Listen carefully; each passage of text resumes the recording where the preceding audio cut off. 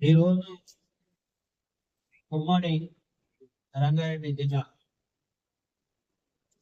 సమావేశానికి అధ్యక్షత వహిస్తున్నటువంటి తమ్ముడు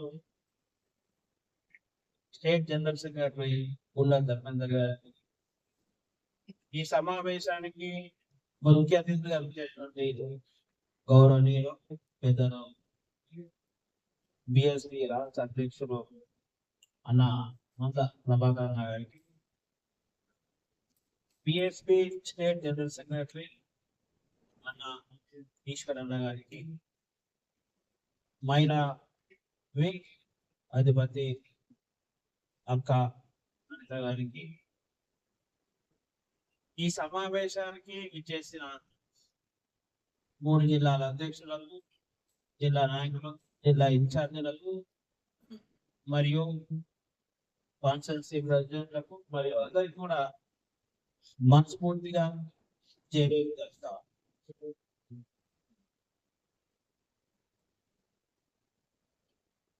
ఎవరి సమస్య వారే పరిష్కరించుకుంటే సమాజంలో సమస్యలే ఉండవు. బాబాసాహెబ్ అంబేద్కర్ గారు ఒక మాట అంటారు, ఈ దేశంలో మన సమస్యలను మనమే పరిష్కరించుకోవాలి, ఇతరులు ఎవరు పరిష్కరించలేరు కాబట్టి మనకు మాత్రం మనం పరిష్కరించుకోవాలి. అయితే ఈ సమీక్ష సమావేశంలో మన నాయకులందరూ కూడా మాట్లాడిన ఏదైతే సందేశం ఉన్నదో ఆ సందేశంలో అందరూ కూడా ఆత్మగౌరవం, స్వేచ్ఛ, ఆర్థిక ఇబ్బందులు, ఈ సమాజంలో మన మీద జరుగుతున్న దాడులు, ఈ సమాజంలో మన మీద చూపుతున్న వివక్షత కావచ్చు, ఇలాంటి సమస్యలు రోజు రోజుకు పెరుగుతున్నాయి. అవి పరిష్కారం కావట్లేదు అనే దాని మీదనే మనం అందరం మాట్లాడాం. మరి నేను ఒక్కటి ఏం చెప్తున్నా అంటే, మరి ఈ సమస్యలను ఎవరు పరిష్కరించారు? బాబాసాహెబ్ మాట చెప్పి నన్ను మనకి జ్ఞాపకం చేస్తున్నాం, ఇతరులెవరు కూడా మన సమస్యలు పరిష్కరించాలి, మన సమస్యలు మనమే పరిష్కరించుకోవాలి. మరి ఈ సమస్యలను చెబుతున్నా మనం, మనకు ఆత్మగౌరవం కోసమే ఈ పాటలో పనిచేస్తున్నామని చెప్తున్నా మనం, స్వేచ్ఛ కోసం పనిచేస్తున్నామని చెప్తున్నా మనం, ఇతరుల దాడుల నుంచి రక్షించుకోవడానికి మనం ఈ పార్టీని బలం చేయాల్సిన అవసరం ఉందని చెప్తున్నా మనం ఎందుకు చేయట్లేదు అనేది మనం ఆలోచించాలి. మనం బలవంతులు అయితే తప్ప ఈ పార్టీ బలం కాదనే ఆలోచనను మనం విస్మరించాలి. మనం బలవంతులేమి అయితే తప్ప ఈ పార్టీ బలం కాదనే విషయాన్ని విస్మరించాలి. ఈ దేశంలో జ్యోతిరావు పులే రాకముందు బలహీనమైన సమాజం మనకి. జ్యోతిరావు పులే వచ్చిన తర్వాత ఈ సమాజంలో మన సమాజం కొంచెం బలమైంది. ఎందుకంటే చదువుకునే అవకాశం లేని సమాజానికి జ్యోతిరావు పులే గారు చదువుకునే అవకాశం ఇచ్చారు. అంటే మన ముందు జరిగే అన్యాయాన్ని మనం ఎదిరించని పక్షంలో, మన ముందు జరిగే అన్యాయాన్ని మనం ఎదిరించని పక్షంలో అన్యాయం జరిగే ప్రజలకు న్యాయం జరగదని, ఎదిరించే మనుషులకు నష్టం కష్టం జరుగుతుందని మనం జ్యోతిరావు పులే గారిని చదివితే మనకు అర్థం. కాబట్టి మనకు నష్టం కష్టం జరగకుండా ఈ దేశంలో నష్టం జరిగే ప్రజలకు, కష్టం జరిగే ప్రజలకు, మన ముందు నష్టపోయే ప్రజలకు, మన ముందు ఇబ్బంది పడుతున్న ప్రజలకు న్యాయం జరిగే అవకాశం లేదనేది చరిత్ర. ఆ తర్వాత బాబాసాహెబ్ అంబేద్కర్ గారిని తీసుకుంటే, అంటే సమాజం కొంచెం బాబాసాహెబ్ అంబేద్కర్ గారు క్లియర్ గా ఒక బహుజన వాదాన్ని, బహుజన ఆలోచనలు ఆయనకి ఇచ్చి చనిపోయారు. కానీ సమాజం అంతా కూడా బాగుపడలేదు. సమాజంలో వివక్షత మొత్తం పోలేదు, సమాజంలో అణచివేత మొత్తం పోలేదు, సమాజంలో ప్రజలందరూ మన జాతులందరూ బాగుపడలేదు. కానీ తన జీవితంలో కొంతమందికి లాభం చేయగలిగాడు, కొంతమందికి న్యాయం చేయగలిగాడు, కొంతమందికి ఆత్మగౌరవం ఇవ్వగలిగాడు. అంటే తను ఆత్మ గౌరవం గురించి తెలుసుకొని, తను ఆత్మ గౌరవం గురించి తెలుసుకొని, తను స్వేచ్ఛ గురించి తెలుసుకొని, తను ఆత్మగౌరవాన్ని సాధించుకొని, తను స్వేచ్ఛను జ్ఞానం ద్వారా సాధించుకొని, ఇతరుల స్వేచ్ఛ కోసం, ఇతరుల హక్కుల కోసం తన జీవితాన్ని మొత్తం కూడా దారపోస్తే కొంతమందికి జ్యోతి హక్కు లేదని సార్. తర్వాత మళ్ళీ ఆ బంధాను డాక్టర్ బిఆర్ అంబేద్కర్ గారు, డాక్టర్ బిఆర్ అంబేద్కర్ మొదలు పెట్టారు. మనం ఈరోజు అయితే ఎన్ని మాటలు అయితే మనం ఇద్దరం చెప్తున్నాము, అవన్నీ బాబాసాహెబ్ అంబేద్కర్. కనీసం ఈ రోజు మనం స్కూళ్ళలో పోయే పరిస్థితి ఉంది, లేకపోతే మనం కూర్చొని మాట్లాడుకునే పరిస్థితి ఉంది. అలా కనీసం కొంచెం మాట్లాడే స్వేచ్ఛ మనకు ఉంది. కనీసం ఈ దేశంలో రాజ్యాంగం బాబాసాహెబ్ ఇచ్చింది ఉంది. కానీ బాబాసాహెబ్ జీవితం ప్రారంభించినప్పుడు మంచినీళ్ళు తాగే అవకాశం లేదు, ఊర్లో రోడ్ల పంచి నడిచే అవకాశం లేదు, క్లాస్ రూమ్ లో చదువుకునే అవకాశం లేదు, అసలు ఓటు హక్కు లేదు, అసలు మనిషి ప్రశ్నించే హక్కు లేదు. ఇవన్నీ కూడా బాబాసాహెబ్ కాలంలో లేవు. మరి ఇవన్నీ ఇప్పుడు మనకి ఇవన్నీ ఉన్నాయి. ఇవన్నీ మనం సాధించామా, లేకపోతే మనం కన్నా తల్లిదండ్రులు సాధించారా?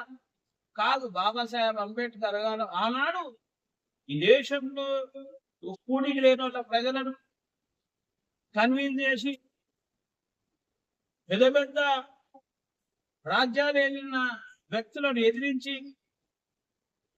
తను ఆ రోజు పోరాటం చేసి మనకి ఇవన్నీ సాధించింది.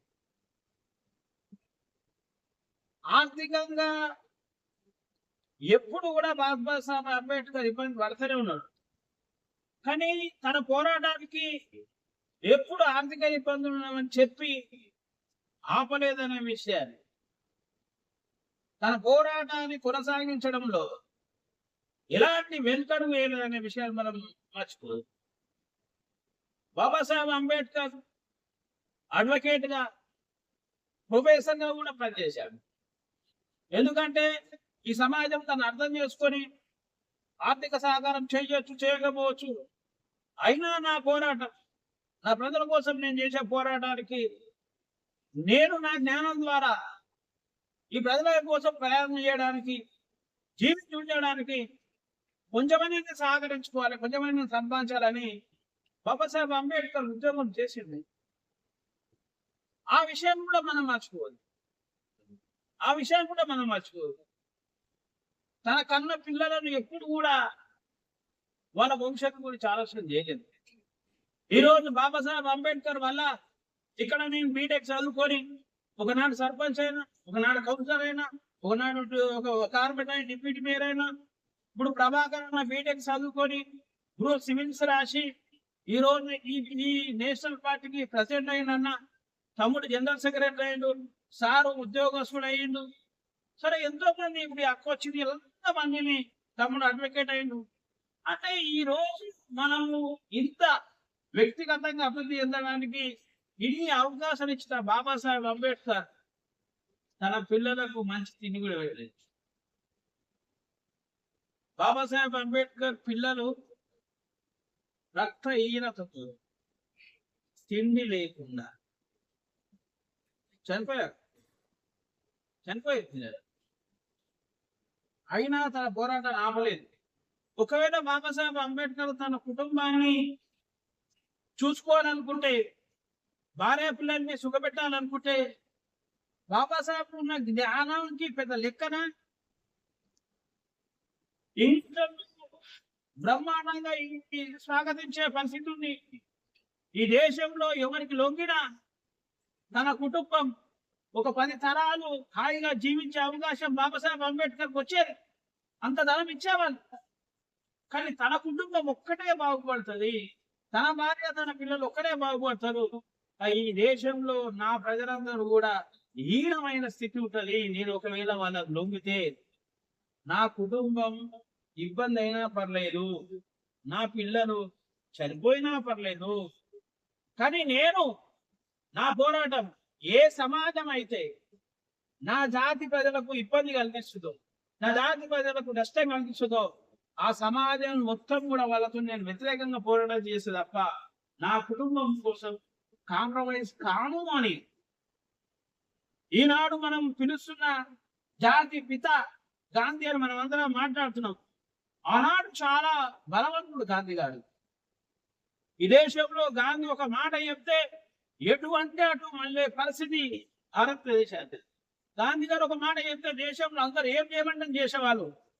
కానీ బాబాసాహెబ్ అంబేద్కర్ ఆ రోజు మన జాతి కోసం, మన కోసం ఈ రోజు మనం సుఖపడడానికి, ఈ రోజు ఏవైతే సుఖాలు మనం అనుభవిస్తున్నామో, ఈ రోజు మనం ఏవైతే హక్కులు అనుభవిస్తున్నామో వీనన్నిటినీ మనకి ఇవ్వడానికి గాంధీ గారిని వ్యతిరేకించారు జీవించున్నంత కాలం. కానీ మనము బాబాసాహెబ్ అంబేద్కర్ గారు నాకు స్ఫూర్తి అంటున్నాం. ఈ ప్రపంచంలో బాబాసాహెబ్ అంబేద్కర్ కంటే గొప్ప నాయకుడు లేడు అంటున్నాం. కానీ మన గ్రామంలో మన ప్రజలను నష్టం చేసే లీడర్లు ఎంత మందిని మనం వాళ్ళకు వ్యతిరేకంగా పనిచేసేది. మన ప్రజలకు హక్కులు అన్యాయానికి వ్యతిరేకంగా వాళ్ళకు లాభం చేస్తున్నాం.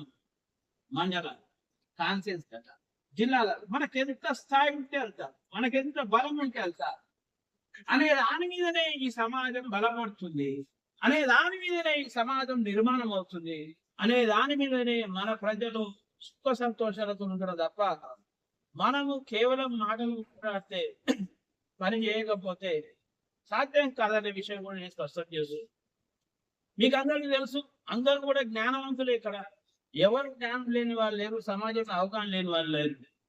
ఈ దేశంలో చాలా మంది మేధావులు ఉన్నారు. ఈ దేశంలో చాలా మంది మేధావులు ఉన్నారు.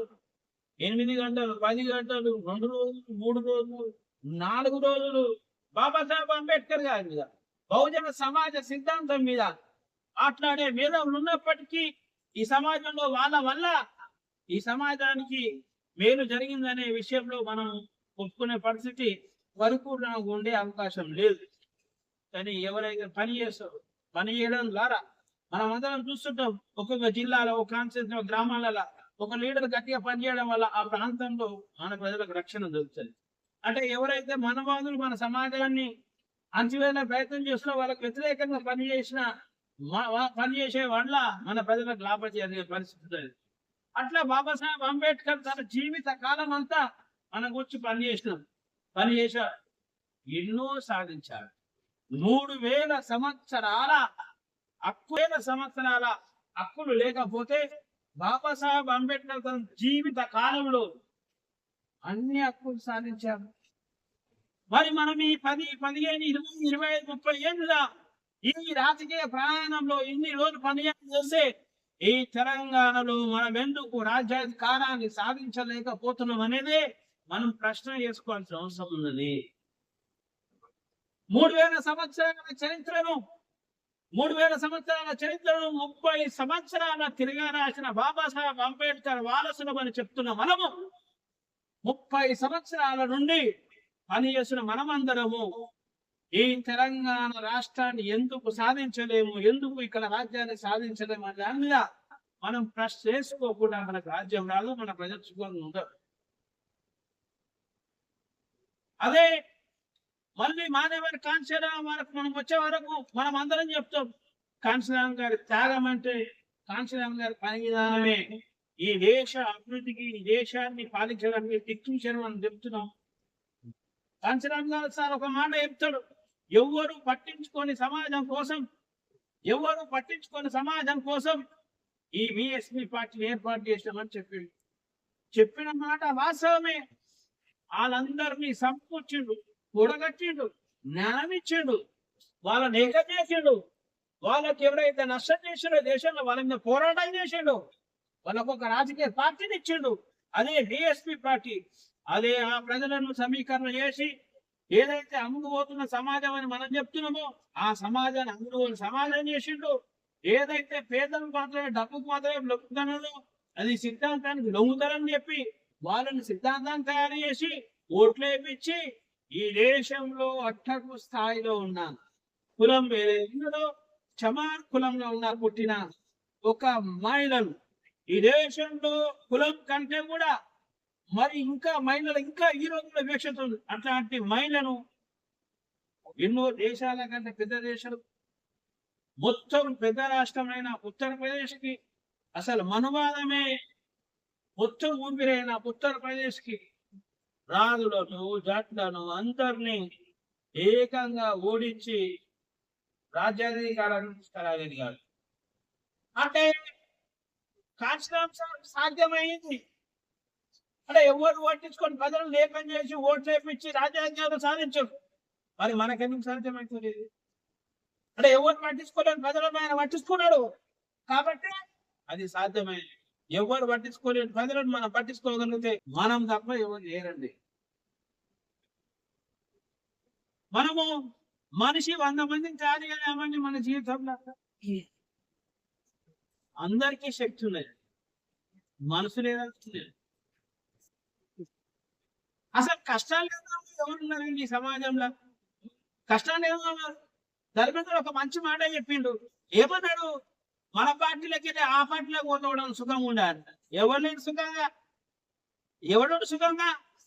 ఎవరికి ఇంపార్టెన్స్ లేదు, ఎవరికి ఆర్థికంగా కూడా బాగాలేదు. నాకు తెలుసు, ఎందుకంటే నేను సర్పంచ్ గెలిచిన, కౌన్సిలర్ గెలిచిన, కార్పొరేటర్ గెలిచిన, అన్ని పార్టీల కథలు చేస్తే అన్ని పార్టీల మన ఏముంటుందో తెలుసు, మనకి ఎన్ని పైసలు ఇస్తారో తెలుసు, పైసలు ఇవ్వడో తెలుసు, అవమానం ఎంత ఉంటుందో తెలుసు, వాళ్ళకి ఏముంటుందో కూడా నాకు పూర్తిగా తెలుసు. నేను దగ్గర నుంచి చూసి అన్ని పార్టీలు నేను క్లియర్ గా.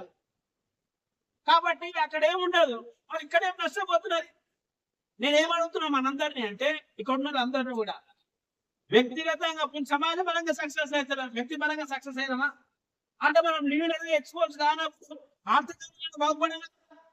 మరి ఆర్థికంగా బాగా మరి మనం లీడర్గా అయితేలేం, తప్పకూడదండి. ఒకవేళ సక్సెస్ అంటే మనం ఎస్టాబ్లిష్ అయితేలేము అంటే సమాజం టైం ఇస్తలేమని లెక్క. అరే నీ ఆర్థికంగా టైం ఇచ్చి నువ్వు సంపాదించాలి కదా. మరి ఆర్థికంగా బాగుపడకుండా సమాజం అనేది సక్సెస్ కాకపోతే తప్పేవరిది? మనది అవుతుందా? మరి బిఎస్పీ పార్టీ లేకుండా మన పార్టీ ఎవరిది కాదు, మనదే తప్పది అంతా. కాబట్టి మనం చేసే తప్పులం కానీ లేకపోతే మనం చేసే ఏదైతే మిస్టేక్స్ మనం ఒప్పుకోనంత కాలం, మనం చేసే తప్పులను మనం ఒప్పుకోనంత కాలం మనం ఎప్పటికీ కూడా సక్సెస్ కాలేము. కాబట్టి నేనేమంటున్నా అంటే మనమందరం ఉమ్మడిగా ఆలోచన చేసి ఉమ్మడిగా పనిచేసి ఎగ్జాక్ట్లీ ఒక తమ్ముడు చెప్పిండు, కమ్యూనికేషన్ లోపం ఉన్నది. కమ్యూనికేషన్ వల్లనే ప్రేమ పెరుగుతుంది, కమ్యూనికేషన్ వల్లనే ప్రేమ పెరుగుతుంది. మల్లేష్ ఉన్నాడు, ఒకనాడు మేము ఉన్నప్పుడు మార్నింగ్ 4 గంటలకు నా దగ్గరకు వస్తుండే. 4:30కు చిత్రం కృష్ణ మల్లేష్ 4 గంటలకు నా దగ్గరకు వచ్చి నేను స్నానం చేసినప్పుడు తీసుకొని 5-6 గంటలకు ఊరికి పోయేటోళ్ళం. ముందేం చెప్పకపోదాము, ఆ బస్సులకు పోయి అప్పటికప్పుడే వాళ్ళని పిలిచి కూర్చొని క్లాసులు చెప్పేటోళ్ళు వస్తాం. అప్పుడే బహుజన్ సమాజ్ పార్టీ మొట్టమొదటిసారి ఇబ్రాహీంపట్నంలో 2000 మంది మీటింగ్ పెట్టారు. ఈ రోజు కాదు 10 ఏళ్ల క్రితం పెట్టినాం అక్కడ. అదే ఇంటరాక్షనే కదండి, కమ్యూనికేషనే కదా. ఆ రోజు మరి వీళ్ళందరూ కూడా కమ్యూనికేషన్ ఉండబెడితే ప్రేమ పెరిగింది, పోయినాం పొద్దున పోయినాం పని చేసాం, ఆ రోజు సాధ్యమైంది. కాబట్టి నేనేమంటున్నా, ప్రేమను మనం పంచుకోవాల్సి వస్తుంది. ఇక్కడ అంటే మేము బలమవుతామని చెప్తున్నాం. మళ్ళా మేము అగ్రకులాలకు కూడా వ్యతిరేకం కాదు, ఆ సమాజానికి అనుకూలం లేదు. మేము అగ్రకులాలకు కూడా వ్యతిరేకంగా, బాబాసాహెబ్ అంబేద్కర్ అన్నాడు అగ్రకులాలకు మేము వ్యతిరేకం కాదు, మా సమాజానికి అనుకూలం. నాకు ఎవరు అన్యాయం చేసే వాళ్ళకి వ్యతిరేకం. మేము మా కులం నిజంగా వాళ్ళు తప్పు చేస్తే వాళ్ళని విమర్శిస్తాం. ఈ రిజర్వేషన్ గెలిచిన ఎంబెడ్ మేము వ్యతిరేకిస్తలేమా? 100% వ్యతిరేకిస్తాం. మా సమాజానికి ఎవరు వ్యతిరేకమైతే వానికి బహుజన్ సమాజ్ పార్టీ వ్యతిరేకమే, ముచ్చటే లేదంట. కాబట్టి నేనేమంటున్నట్టే మనం అందరం కలిసి కట్టుగా, ఒకరి జ్ఞానం ఎక్కువ ఉండొచ్చు, ఒకరి జ్ఞానం తక్కువ ఉండొచ్చు, ఒకరికి 10 మంది పరిచయాలు ఎక్కువ ఉండొచ్చు, ఒకరు తక్కువ ఉండొచ్చు. అందరం కలుద్దాం, పెద్ద యూనిట్గా మారుదాం.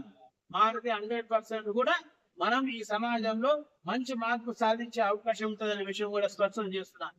మనం మహిళలను పెంచాలంటున్నాం. మహిళలు పెంచే కార్యక్రమం నిజంగా మహిళల మీద జరుగుతున్న కార్యక్రమానికి నేను అనితారెడ్డి అక్క ఉంది కాబట్టి, ఇప్పుడు చెల్లె ఇందుమతి కావచ్చు, మన అక్క కావచ్చు, వీళ్ళందరూ ఉన్నారు. వీళ్ళ ఆధ్వర్యంలో ఒక మహిళలకు అన్యాయం జరిగినప్పుడు 1000 మంది మహిళలు సమకూరుదాం. అందరూ సమకూరి వాళ్ళ ఆధ్వర్యం చేస్తే వాళ్ళు కూడా లీడర్లు అవుతారు. వాళ్ళకి సహకరిస్తే వాళ్ళు కూడా లీడర్లు అవుతారు. వాళ్ళ సహకారం మనం తీసుకోవడమే తప్ప మనం వాళ్ళ సహకారం వాళ్ళకి ఇవ్వలేదు. కాబట్టి వాళ్ళ నాయకత్వాన్ని పెంచినప్పుడు ఖచ్చితంగా 100% జరుగుతుంది. మన కాన్ఫిడెన్స్ ఒక్కరి జరగాలి, 100%. ఇప్పుడు ఇప్పుడు ఇంతమంది మా కాన్షియస్ నేను ఇప్పుడు చెప్తున్నాను మా ఇంట్లో ఒక 50 మైళ్ళు నాకు ఇస్తాను నేను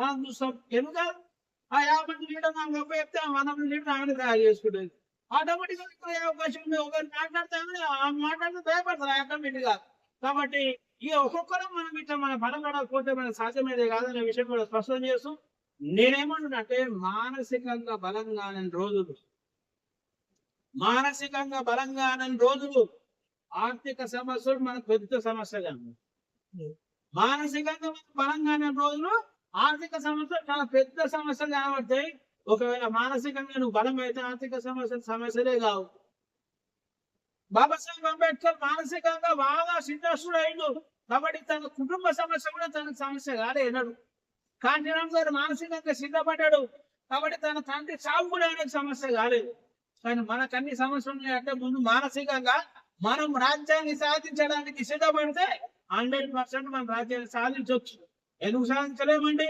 అరే అగ్ర కులాల పార్టీకి సంబంధించిన కేసీఆర్ మన మొత్తం ఈ తెలంగాణ రాష్ట్రంలో డబ్బున్న టీడీపీ పార్టీని ఓడగొట్టలేదా డబ్బున్న కాంగ్రెస్ పార్టీని ఓడగొట్టలేదా టీఆర్ఎస్ డబ్బులు టీడీపీ కంటే ఎక్కువనా కాంగ్రెస్ కంటే ఎక్కువనా టీఆర్ఎస్ దగ్గర లేక తెలంగాణ అనే వాదం తెలంగాణ అనే పదం మరి తెలంగాణ అనే వాదం తెలంగాణ పదం బహుజన వాదం కంటే బహుజన పదం కంటే బలమైంది ఏమన్నా తెలంగాణ వాదం తెలంగాణ పదం కేవలం దాని వయసు 50 సంవత్సరాలు మాత్రమే తెలంగాణ అనే వాదం తెలంగాణ పదం కేవలం దాని వయసు 50 సంవత్సరాలు మాత్రమే బహుజన అనే వాదం బహుజన అనే పదం 1000 సంవత్సరాలది మరి తెలంగాణ వాదమే ఇంత బలంగా ఉంటే బహుజన వాదం నిర్మాణం అయితే బలం ఎట్లుంటుందో ఒకసారి మీరు ఆలోచన చేయాలి ఈ రాష్ట్రంలో కాంశీరామ్ గారిని గెలిపించింది విశ్రమించే పంచాయతీ ముచ్చటే లేదు ఎట్లా గెలవాడు కాంశీరామ్ గారు చూస్తాం ఎట్లా గెలవాడు బాబాసాహెబ్ అంబేద్కర్ చూస్తాం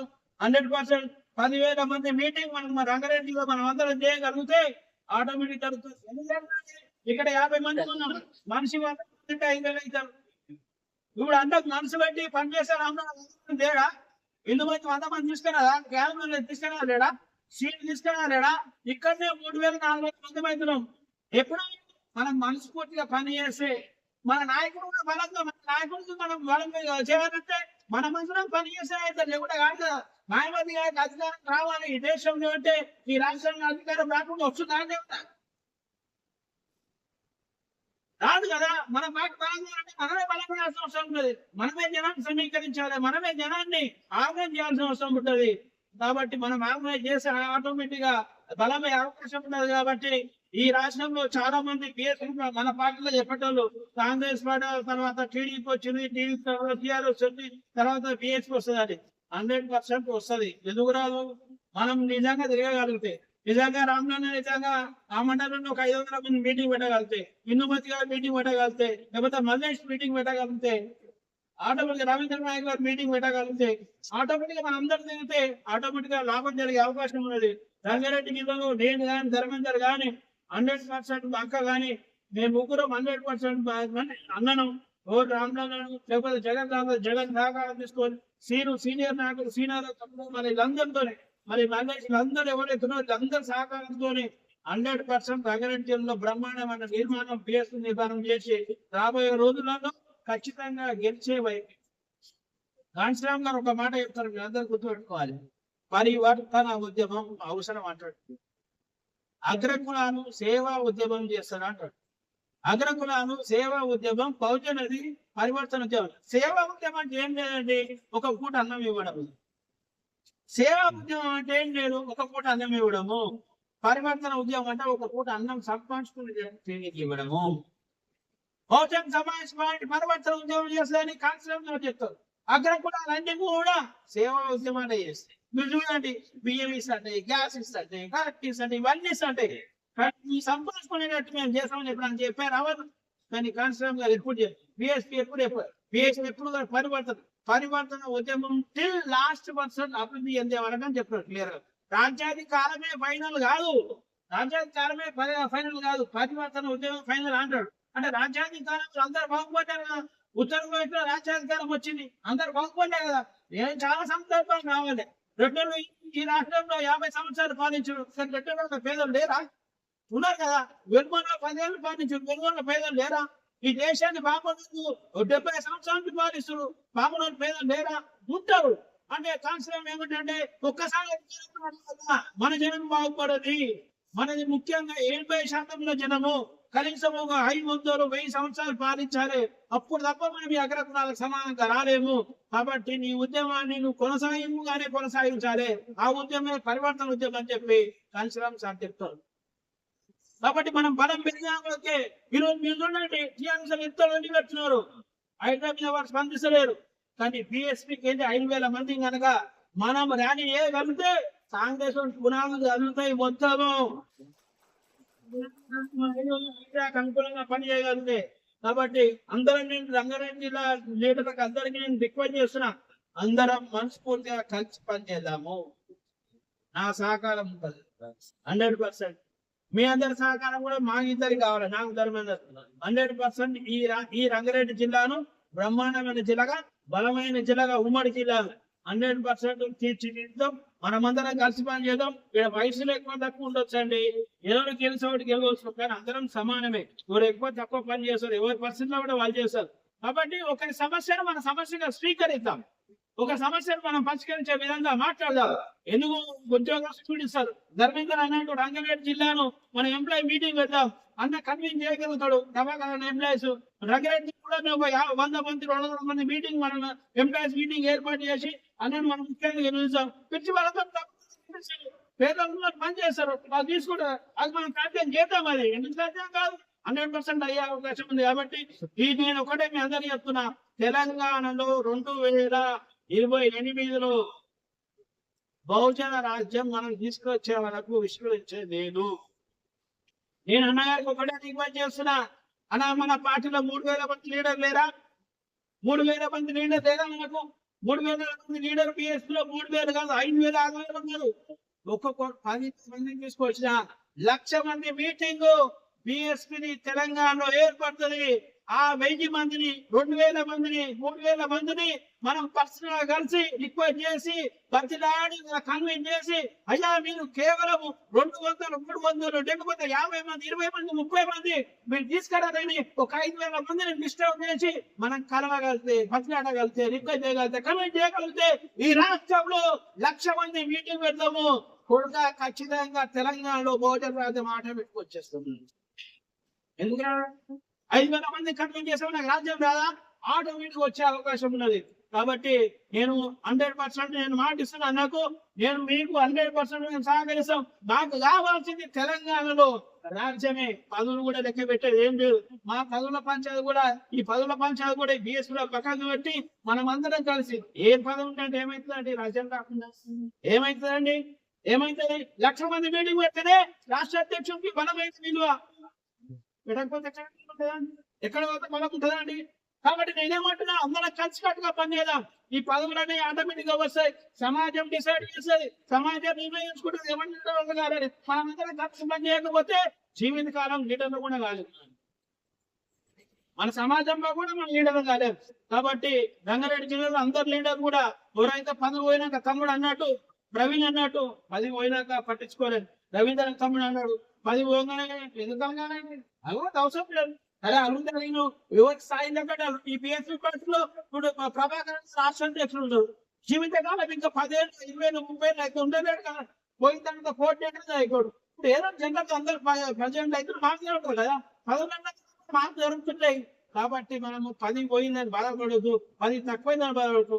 ప్రజలలో బలం ఉండాలి. ప్రజలను బలం సంపాదించాలి. బలం సంపాదిస్తే ఆటోమేటిక్ గా నువ్వు లీడర్. ప్రజలు నిన్ను లీడర్ గుర్తించాలన్న కాలం ఈ సమాజంలో మార్పు జరిగేదనే విషయాన్ని స్పష్టం చేస్తూ, రంగారెడ్డి జిల్లాలో మనం బలమైన బిఎస్పీ పార్టీ అన్ని రాజకీయ పార్టీ లాగా కాంగ్రెస్, టిఆర్ఎస్, టీడీపీ, బీజేపీ అన్ని పార్టీలకు తీటైన పార్టీగా బహుజన్ సమాజ్ పార్టీ తీర్చిదిద్దడానికి మనమందరం కలిసి కృషి చేయాలని తెలియజేస్తూ, మరి మా రంగారెడ్డి జిల్లాలో మరి ఈ తెలంగాణ రాష్ట్రంలో బిఎస్పీ బలపడడానికి ఒక వెన్నుముకగా, ఒక బేస్ గా, హైదరాబాద్ ప్రాంతంలో ఒక బేస్ గా మా జిల్లా మీకు పనికొస్తుందని తెలియజేస్తూ సెలవు తీసుకుంటాం.